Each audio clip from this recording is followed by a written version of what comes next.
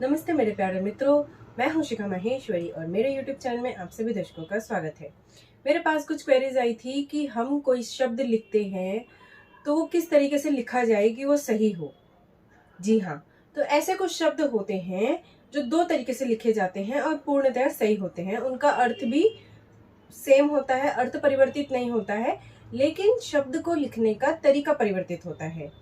जी हाँ, ऐसे ही आज हम कुछ शब्द आपके लिए लेकर आए हैं जो लिखे दो तरीके से जाते हैं और दोनों तरीके पूर्णतया सही है और दोनों का अर्थ फिर बिल्कुल सेम होता है, अर्थ परिवर्तित नहीं होता है।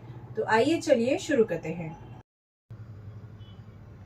सो फ्रेंड्स, यहाँ पर हमने ऐसे 9 शब्द लिए हैं जो लिखने में भले ही अलग होते हैं, लेकिन दोनों तरीके से लिखे जाएं तो सही ही होते हैं और उनका अर्थ भी सेम होता है।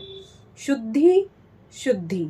आप शब्द संरचना देखिएगा कि हमने किस प्रकार कौन सा शब्द लिखा है, अर्थ दोनों का इसमें सेम रहेगा। शुद्धि, शुद्धि। फिर वृद्धि, वृद्धि।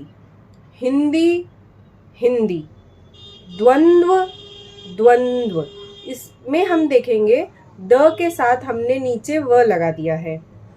शुभ कामनाएं, शुभ कामनाएं। आप देखेंगे पहला हमने ऐनक वाला ए लिखा था, उस पर चंद्र बिंदु लगा दिया और दूसरे में हमने य के ऊपर मात्रा लगा के उसमें बिंदु लगा दिया। दोनों पूर्णतया सही है। तो सबसे ज्यादा यूज करने वाला शब्द कोई है तो सबसे ज्यादा हम यही यूज करते हैं, शुभ कामनाएं। मंतशा, मंतशा।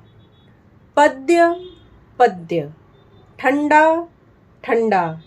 गद्य, गद्य। अब 7वें और 9वें में आप देखेंगे जो हमने लिखा है पद्य और गद्य, इसमें हमने द्य को इस प्रकार से दूसरे तरीके से हमने यहाँ पर लिख दिया है। तो दोनों तरीके से इन शब्दों को आप लिखते हैं तो पूर्णतया सही हैं और पूर्ण अंक आप प्राप्त कर सकते हैं। ऐसे बहुत से शब्द होते हैं जिनको दो तरीके से लिखा जाता है और पूरी तरीके से सही होते हैं। तो ऐसे कुछ शब्द आप ढूंढिए, उन्हें लिखिए और प्रैक्टिस कीजिए। जितना ज़्यादा प्रैक्टिस करेंगे लिखने की, पढ़ने की, उतना ज़्यादा आपको ये सब चीज़ें ईजी जाएंगी। इसी क्रम में हम और शब्द लेंगे। बहुत कॉमन शब्द हैं। जाइए, जाइए। आइए, आइए। रखिए, रखिए। सोए, सोए। रोए, रोए। खोए, खोए। आए, आए। गए, गए। पर्दे, पर्दे। इस प्रकार से आप ऐसा कोई शब्द जो दो तरीके से लिखा जाता हो पर वो पूर्णतया सही हो और अर्थ भी दोनों का समान हो, तो ऐसे कुछ शब्द होते हैं जो हम सबसे ज़्यादा इस्तेमाल करते हैं, लेकिन हम थोड़ी सी गलती कर देते हैं और जिसकी वजह से हमारे अंक कट सकते हैं।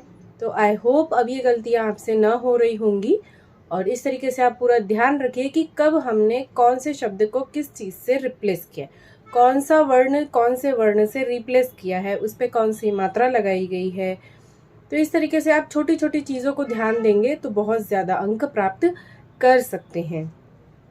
सो फ्रेंड्स, देखा आपने, यहाँ पर हमने बहुत सारे ऐसे शब्द लिए जो कि दो तरीके से लिखे जाते हैं और दोनों का अर्थ सेम होता है, दोनों को लिखने का तरीका भी पूर्णतया सही होता है। तो इस तरीके से बहुत सारे शब्द होते हैं, उन शब्दों को आप फाइंड आउट कर सकते हैं, प्रैक्टिस कर सकते हैं। सबसे ज़्यादा आप लिखने की प्रैक्टिस करिए और जब भी आप कोई चीज़ पढ़ रहे हैं हिंदी से संबंधित तो बहुत ध्यान से पढ़िए कि कौन सा शब्द किस प्रकार से लिखा गया है। तो ये है आपका फर्स्ट स्टेप। इस तरीके से आप अपनी हिंदी में, हिंदी की परीक्षाओं में और हिंदी के अंकों में सुधार ला सकते हैं। और ये चीज़ आपको जब भी आप हिंदी का चाहे पेपर लिख रहे हो, चाहे हिंदी से संबंधित कोई राइटिंग कर रहे हो, स्टूडेंट से लेके राइटर तक, कॉम्पिटिटिव एग्जाम्स के स्टूडेंट्स तक, सबके लिए ये चीज़ पूर्णतया लागू होती है कि आप थोड़े थोड़े चीज़ों से ही आप इन गलतियों को सुधार सकते हैं। आई होप ये वीडियो आपको पसंद आई होगी। तो पसंद आई हो तो लाइक कीजिएगा, शेयर कीजिएगा, कमेंट कीजिएगा, डिस्क्रिप्शन बॉक्स जरूर चेक कीजिएगा। Till then, thank you, bye bye, नमस्ते।